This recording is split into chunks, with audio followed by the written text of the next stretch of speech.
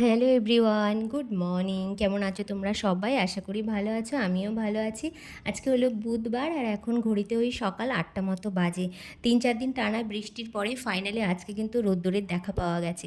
বেশ ভালো রোদ্দুর উঠেছে আর আমি এদিকে চা বসিয়ে দিয়েছি সকাল সকাল। সব তো উঠে পড়েছে আমার সাথে সাথে, আর এদিকে দেখো বায়না করছিল যে আমার কোলে উঠবে। তো আমি রান্নাঘরে এলে বা মা রান্নাঘরে এলে যে কেউ এলেই ওকে কোলে নিতেই হবে। ও দেখবে যে আমরা কেমন করে রান্নাবান্না করি, খুব মজা পায় কোলে উঠে। তো চাটা খেয়ে দেখো এখন সোজা চলে যাচ্ছি বাজারে, কারণ ৩-৪ দিন ধরে এত টানা বৃষ্টি হয়েছে যে বাজারেও যেতে পারিনি। আর এদিকে দেখো দুর্গাপুজোর প্যান্ডেল কিন্তু স্টার্ট হয়ে গেছে, আর তো মাত্র হাতে গোনা কয়েকটা দিন। তো বাজার থেকে আজকে শুধু মাছ আর মাংসই নিয়ে আসার আছে, কারণ সবজি আছে অনেকই, সবজি লাগবে না, শুধু মাছ আর মাংসটাই লাগবে। মাঝে রবিবারে একদিন বাজারে গেছিলাম, তবে খুব বেশি কিছু আনতে পারিনি, কারণ এতটাই বৃষ্টি হচ্ছিল যে বাজারে একদম দাঁড়ানোই যাচ্ছিল না। আর তার মধ্যে রবিবারের ভিড় বুঝতেই পারো। তো বাজার তো আমার কমপ্লিট হয়ে গেল, এখন দেখো বাড়ির দিকে যাচ্ছি। তো বাড়ি গিয়ে দেখাচ্ছি তোমাদেরকে যে কী কী বাজার করে নিয়ে আসলাম। ওদিকে আবার গোগুলো স্কুল যাবে, তো তাড়াহুড়ো লাগছে। তো দেখো বাড়ি এসে গোগলকে একদম রেডি টেডি করিয়ে ওই স্কুলে চলে গেল, তারপরে বাদবাকি কাজ করব এবার। আমি আর আজকে দিতে যেতে পারলাম না, তার কারণ এই জাস্ট বাজার থেকে এসে সমস্ত কিছু মাছ ফাছগুলো ধুচ্ছিলাম, তো ওই জন্য আর ওকে আর দিয়ে আসতে পারলাম না। তো আমি বললাম তুই একা একাই চলে যা, কারণ ওখান থেকে দেখা যায়, মানে আমার বারান্দা থেকে দেখা যায় যে ও যাচ্ছে।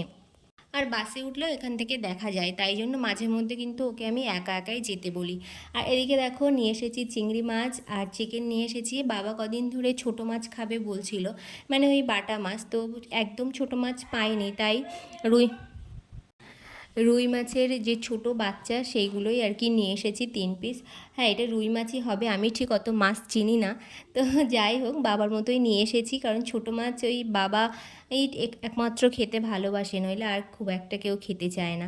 মা এদিকে দেখো মায়েরা সোয়াগের চিকেনটা বসিয়ে দিয়েছে, আর এদিকে আমাদের চিকেনটাও আমি বসিয়ে দিয়েছি এদিকে। আর লাল শাক নিয়ে এসেছি, লাল শাক ও হয়ে গেছে রান্না করা। এবার চিকেনটা রান্না করে আর কিছু কাজ আছে, সেই কাজগুলো কমপ্লিট করে তারপরে স্নান করতে যাব। তো দেখো অনেকটা কাজ কমপ্লিট করে এসেছি, আর এখন লাঞ্চের টাইমও হয়ে গেছে। তো দেখো আজকে চিকেনটা ঠিক দেখতে এরকম হয়েছিল। আর জানো তো, আজকে চিকেন রান্না করতে করতে লাস্টের দিকে যখন চিকেনটা নামাবো তার আগে একটু গরম মশলা দেবো, ফোনে কথা বলতে বলতে আমি ভুলেই গেছি। তো পরে আবার মাকে বললাম যে মা আমি না গরম মশলা দিতে একদম ভুলে গেছি, তো মা আবার পরে গরম মশলাটা দিয়ে দিয়েছিল। তো আজকে সিম্পল মেনু ছিল, এই চিকেনই ছিল আর লাল শাক, আর বাবা একটু মাছ ভেজে দিয়েছিল মা, তো সেটাই খেয়েছিল।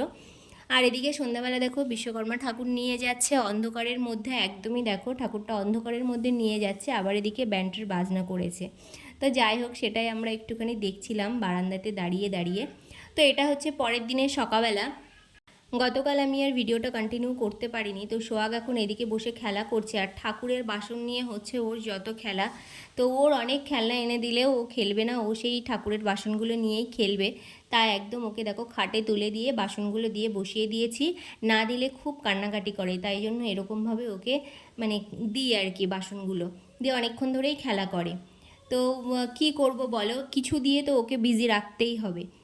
আর এদিকে ও খেলা করছে, আর সকালবেলা গোগল তো চলে গেছে পরীক্ষা দিতে। আর আজকে আমাদের ব্রেকফাস্ট হচ্ছে পেঁপে আলুর তরকারি আর পরোটা। তো আজকের ভিডিওটা এই পর্যন্তই রাখছি, যদি ভালো লাগে অবশ্যই একটা লাইক করো, কমেন্ট করো, শেয়ার করো, আর যারা ইউটিউব চ্যানেল থেকে দেখছো তারা প্লিজ সাবস্ক্রাইব করো। টাটা।